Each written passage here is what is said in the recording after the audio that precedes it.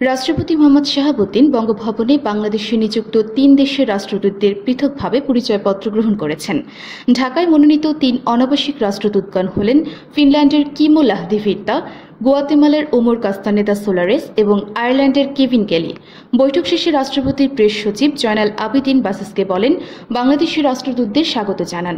রাষ্ট্রপতি বলেন, বাংলাদেশ বিশ্বের সকল দেশের সাথে দ্বিপাক্ষিক ও বন্ধুত্বপূর্ণ সম্পর্ক বৃদ্ধিতে আগ্রহী। তিনি বলেন, কূটনৈতিক সম্পর্কের পাশাপাশি বাণিজ্য ও বিনিয়োগ এবং দুদেশের জনগণের সাথে সম্পর্ক বৃদ্ধিকে অগ্রাধিকার দিয়ে থাকে বাংলাদেশ। বাংলাদেশে বিরাজমান বিনিয়োগ বান্ধব পরিবেশ ও অন্যান্য সুযোগ সুবিধার প্রসঙ্গ উল্লেখ করে রাষ্ট্রদূতদের দ্বিপাক্ষিক সম্ভাবনাময় খাতসমূহে বিনিয়োগ বৃদ্ধির আহ্বান জানান রাষ্ট্রপ্রধান। তিনি পারস্পরিক বাণিজ্য বিনিয়োগ প্রতিনিধি দলের পারস্পরিক সফর বিনিময়ের কথাও উল্লেখ করেন। রাষ্ট্রপতি শাহাবুদ্দিন মিয়ানমার থেকে বাস্তুচ্যুত নাগরিকদের মানবিক বিবেচনায় আশ্রয় দিলেও বর্তমানে এটি একটি জটিল আর্থসামাজিক সমস্যায় পরিণত হয়েছে। তিনি রোহিঙ্গাদের সম্মানজনকভাবে নিজ দেশে প্রত্যাবর্তনে বন্ধু রাষ্ট্র ও আন্তর্জাতিক সম্প্রদায়ের সার্বিক সহযোগিতা কামনা করেন।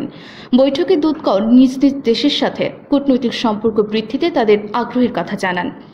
তারা সাম্প্রতিক ঘূর্ণিঝড় রিমেল এর ক্ষয়ক্ষতির জন্য দুঃখ ও সহানুভূতি প্রকাশ করেন।